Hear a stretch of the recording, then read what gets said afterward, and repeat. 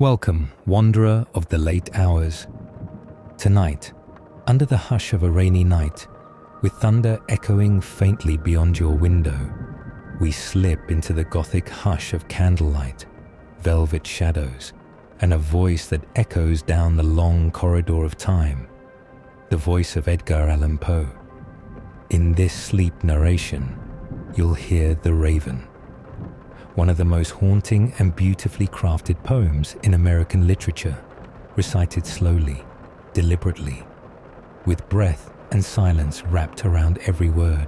But before we step into the chamber of the narrator's grief and madness, allow me to share the story behind the poem, a story of heartbreak, obsession, and genius, a story just as eerie as the verse itself.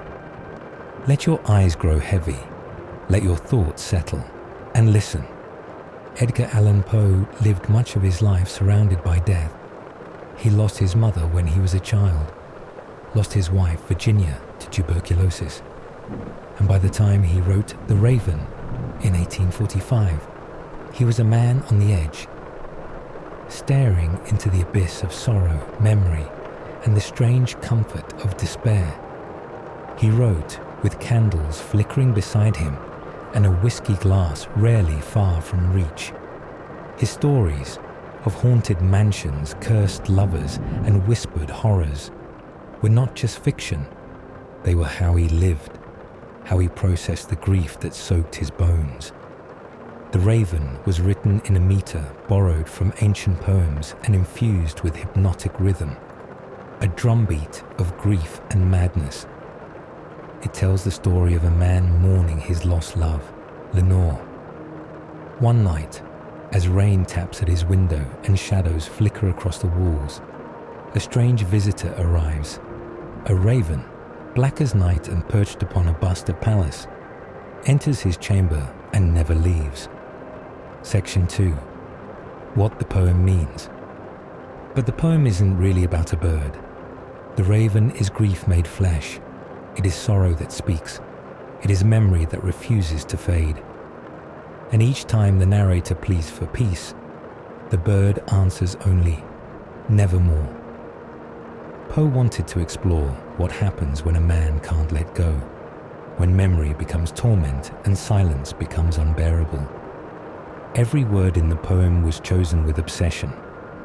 Poe once wrote an essay titled The Philosophy of Composition, in which he revealed that he planned every syllable of The Raven, every sound, every pause, to achieve a single emotional effect, beauty tinted with sadness.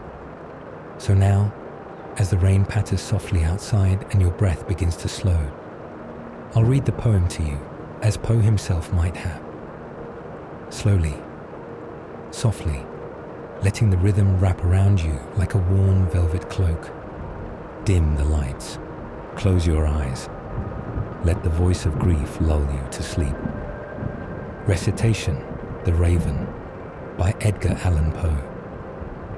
Once upon a midnight dreary, while I pondered, weak and weary, over many a quaint and curious volume of forgotten lore, while I nodded, nearly napping, suddenly there came a tapping, as of someone gently rapping at my chamber door. "'Tis some visitor," I muttered, tapping at my chamber door. Only this, and nothing more. Distinctly I remember it was in the bleak December, and each separate dying ember wrought its ghost upon the floor. Eagerly I wished the morrow. Vainly I had sought to borrow from my books surcease of sorrow, sorrow for the lost Lenore, for the rare and radiant maiden whom the angels name Lenore, nameless here for evermore, and the silken, sad, uncertain rustling of each purple curtain thrilled me, filled me with fantastic terrors never felt before, so that now, to still the beating of my heart, I stood repeating, "'Tis some visitor entreating entrance at my chamber door, some late visitor entreating entrance at my chamber door, This it is, and nothing more. Presently my soul grew stronger, hesitating then no longer. Sir, said I, or Madam, truly your forgiveness I implore.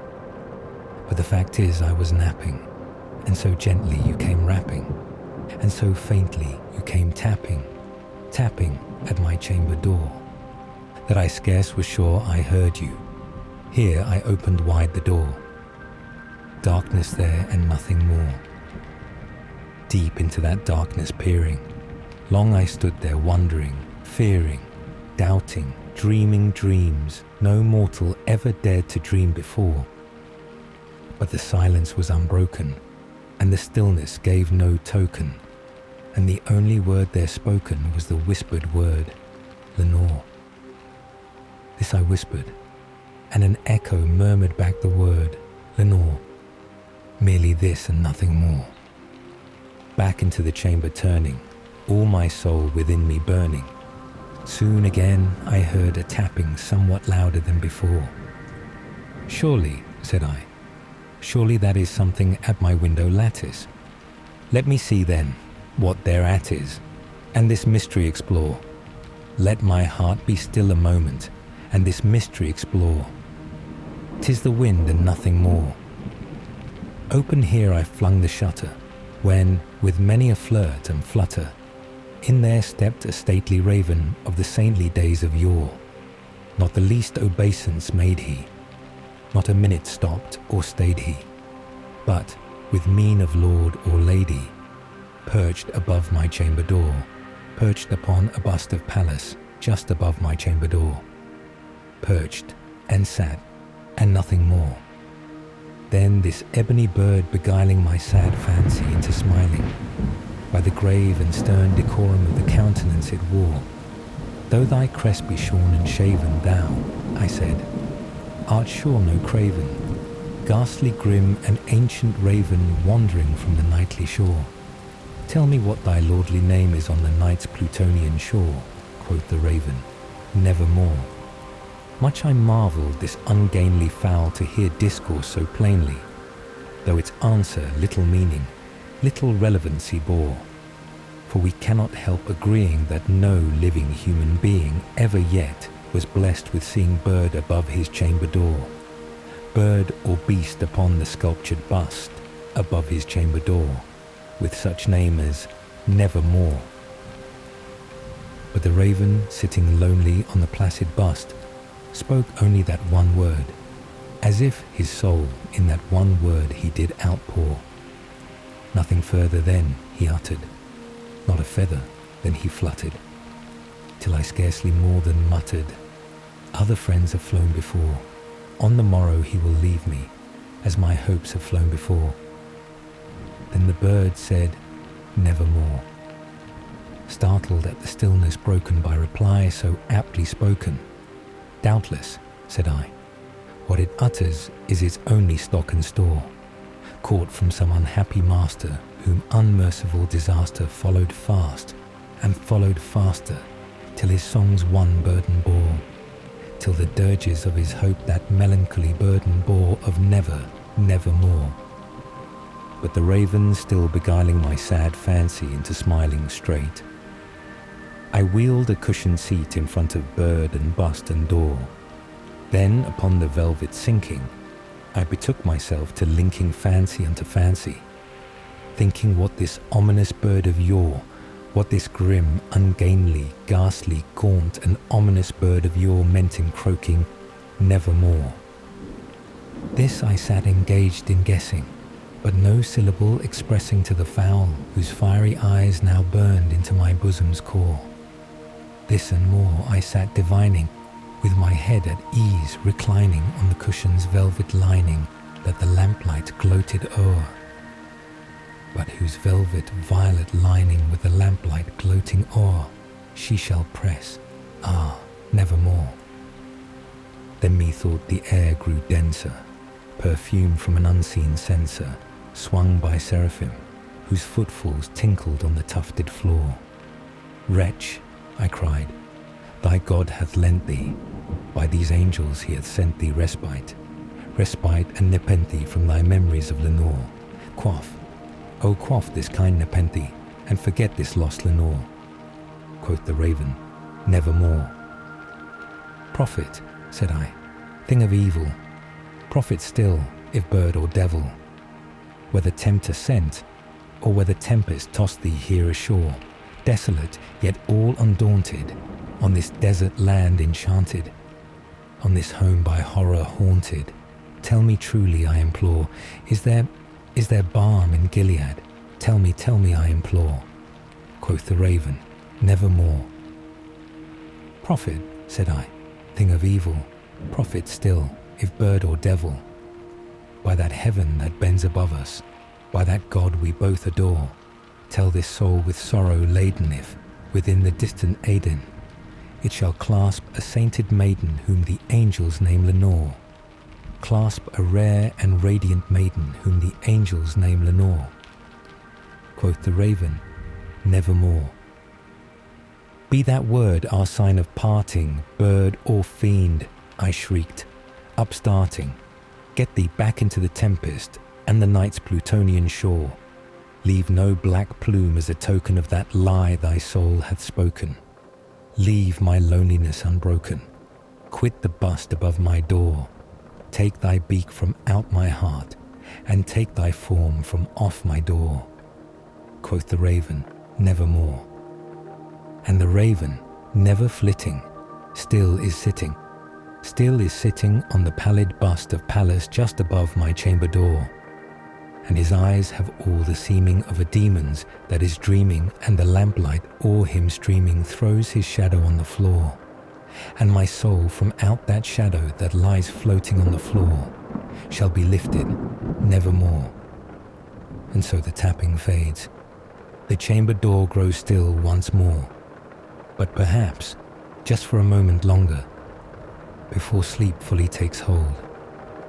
We can linger here in the quiet echo of those verses and listen to the story behind the shadow, the story of Edgar Allan Poe, and the poem that gave him wings, even as it mirrored his deepest night.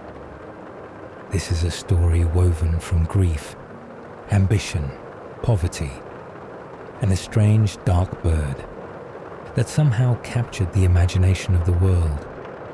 Imagine the time, the mid-1840s, perhaps around 1844. Edgar Allan Poe, a writer of the mysterious and the macabre, begins shaping what would become his most enduring work. The poem did not arrive in a sudden flash. It was built, brick by careful brick, each line carved in shadow, each word said with intention. At its heart, sorrow, a profound and aching loss. The ghost of Lenore, yes, but also the echo of Poe's wife, Virginia. By 1844, she was already fading. Tuberculosis had begun its cruel dance. She'd first shown symptoms in 1842. A burst blood vessel while singing. Hope rose and fell like breath. Moments of recovery, then relapse. Poe called her health precarious. He feared she would never recover. The slow unraveling, this living grief, it poured into the poem. Each beat of nevermore, a pulse of helpless memory. But sorrow wasn't the only ingredient. Poe admired Elizabeth Barrett Browning, and her poem, Lady Geraldine's Courtship, inspired the rhythm of the raven. Trochaic octameter, heavy steps, 8 beats per line, like a heartbeat too loud to ignore. Even the bird had a story. It wasn't always going to be a raven. Poe first thought of a parrot, but a parrot couldn't carry the weight. It lacked the myth, the raven, a creature of folklore, of prophecy, of memory, perfect, and maybe, just maybe. Poe was thinking of Gripdash, the pet raven owned by Charles Dickens. Poe had read Barnaby Rudge. He reviewed it, noted Dickens hadn't fully used the raven's potential. Was Poe answering that? Raising the stakes? Perhaps. The poem was finished. Early 1845. Published January 29th in the New York Evening Mirror. Also in the American Review under the name Qualls. It spread like wildfire. But Poe remained broke. He earned only $9. Fame, but no fortune.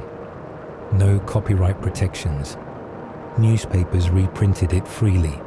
Poe, ever moving, back in New York, searching for editorial work, wearing a single coat, button high to hide a frayed shirt.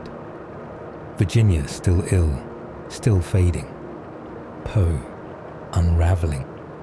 He wrote of insanity with long intervals of horrible sanity. He drank, not for pleasure, but to dull the ache. Still, he wrote, he created order from chaos. A world of sorrow controlled by meter, a haunting melody of grief. In 1846, he explained it all, in the philosophy of composition, not mystical, not madness, but method, logic. He said, start with the desired effect, beauty, and then build backward. Pick a refrain, nevermore. Choose a voice, a bird. Set the mood, melancholy. Craft every detail to serve that single emotion. But was that true? Or was it a performance, a mask, to silence critics, to assert control? We may never know. Still, the poem worked. It lived. It spread. It was parodied, praised, performed. Children followed him, crying nevermore. He became the raven. But poverty lingered. Recognition. Couldn't pay rent. Some critics mocked him. Ralph Waldo Emerson called him the Jingle Man. But others saw the truth. Elizabeth Barrett Browning praised the poem. Others felt its chill. It shaped the Gothic, inspired symbolists, haunted modern media.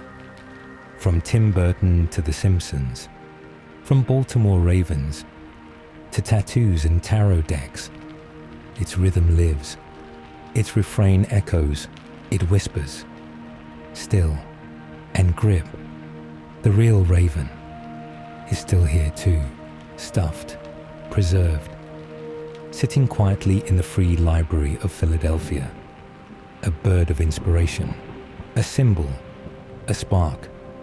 The poem endures, because grief endures, and love, and memory. And so, in the hush of night, as candlelight fades, let Poe's sorrow drift into shadow. Let the raven rest. Let your mind find silence. Let your thoughts drift now, as they did for Poe's tormented narrator. But you are not in a chamber of sorrow. You are safe. You are warm. And the raven outside your window is only a shadow, a dream. Take a deep breath.